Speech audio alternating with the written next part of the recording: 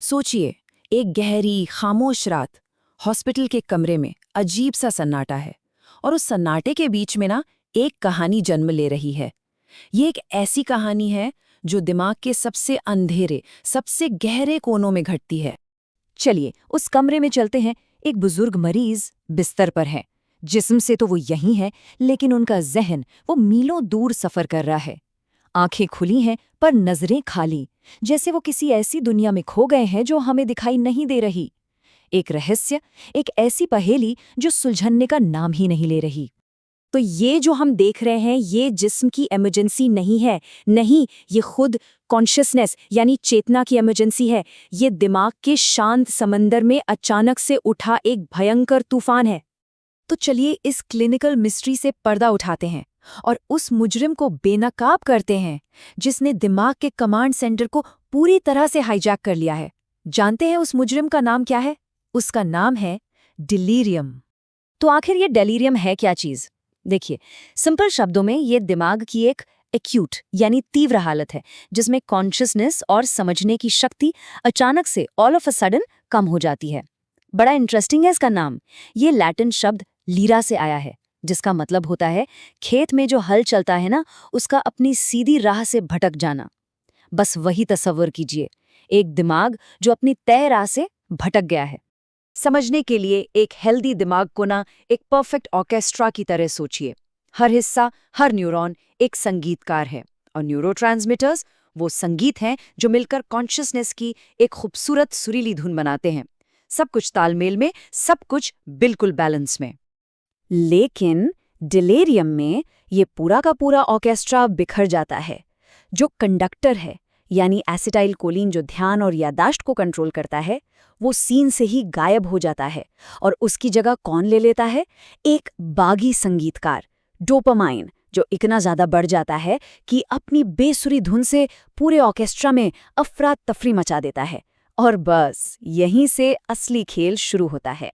तो दिमाग के अंदर जो ये न्यूरोकेमिकल उथल पुथल मची है ना, अब ये बाहर की दुनिया में दिखेगी। कैसे? अजीब और कंफ्यूज करने वाले लक्षणों के रूप में।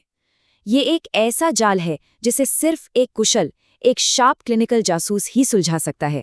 इसके लक्षण भी बड़े अजीब हैं, कई रूपों में आते हैं, जैसे सोच का बिखर जाना, नींद का उड़ जाना, कभी कभी ऐसी चीजें दिखना या सुनाई देना जो है ही नहीं।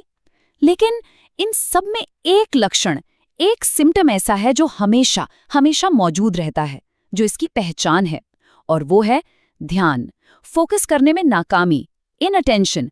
ये इसका कार्डिनल सिम्टम है।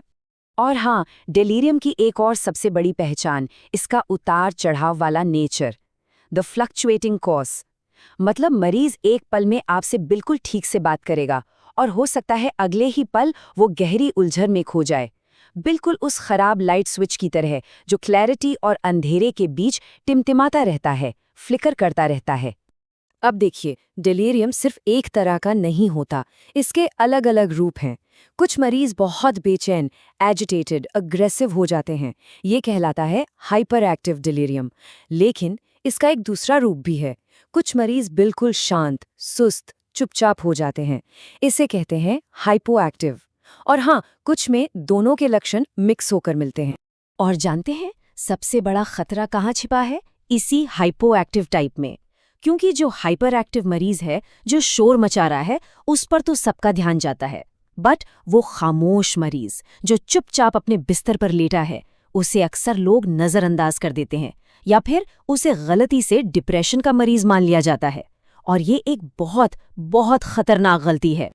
तो अब बारी आती है डिटेक्टिव वर्क की, जासूसी की।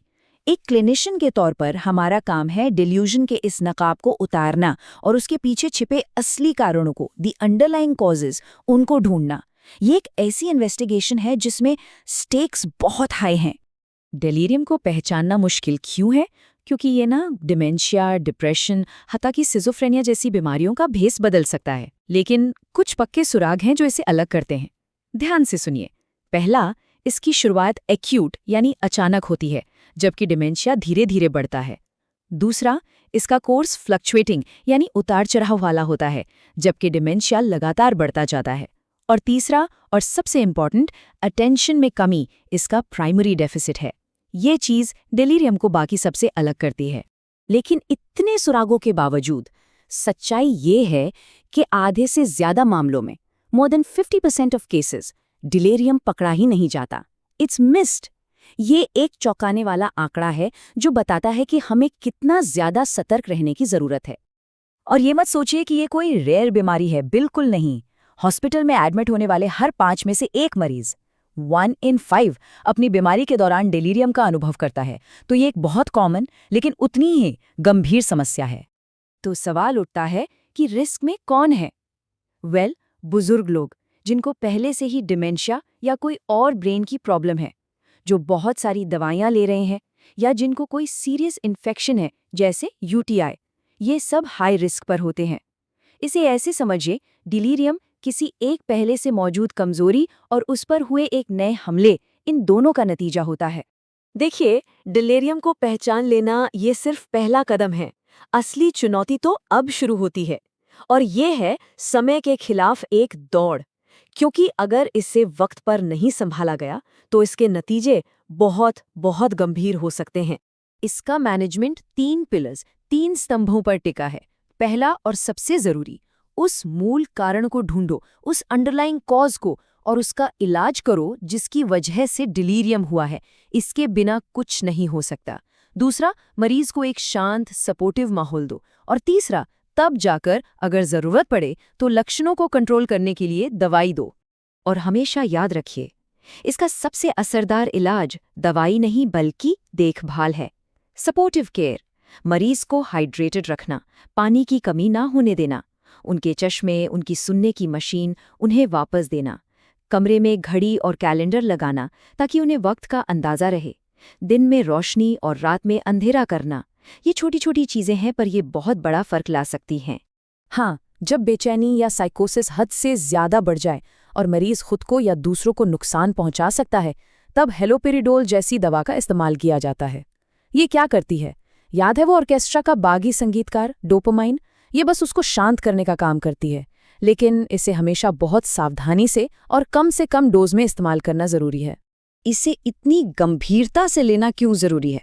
सवाल ये है, क्योंकि डिलीरियम सिर्फ एक कन्फ्यूजन की हालत नहीं है, ये समझना होगा। कुछ स्टडीज में इससे जुड़ी मोर्टेलिटी रेट 65% तक पाई गई है, अप टू 65%। ये एक जानलेवा, लाइफ थ्रेटनिंग हालत हो सकती है। तो इस पूरी चर्चा का सबसे जरूरी मैसेज क्या है? टेक होम मैसेज ये है कि डिलीरियम को कभी भी बुढ़ापे या बीमारी का एक नॉर्मल हिस्सा मानकर नजरअंदाज नहीं करना है। ये एक मेडिकल इमरजेंसी है और इसका इलाज संभव है। मान लीजिए डिलीरियम का तूफान गुजर गया, मरीज ठीक हो गया, लेकिन सवाल ये है कि क्या वो तूफान अपने पीछे तबाही के निशान छोड़ जाता है? जवाब है हाँ। कई मरीजों के लिए इसका असर लंबे समय तक रह सकता है। उनकी याददाश्त, उनकी सोचने की क्षमता, उस पर परमानेंट असर पड़ सकता है। और अंत में एक बात हमेशा याद रखिएगा, डिलीरियम के इस रहस्य को सुलझाने के लिए सबसे बड़ा, सबसे जरूरी उपकरण कोई MRI मशीन या ब्लड टेस्ट नहीं है। वो है एक सतर्क क्लिनिशियन, एक जागरूक डॉक्टर जिसकी आंखें इस अनदेखे मुजरिम को ढूंढ रही हैं।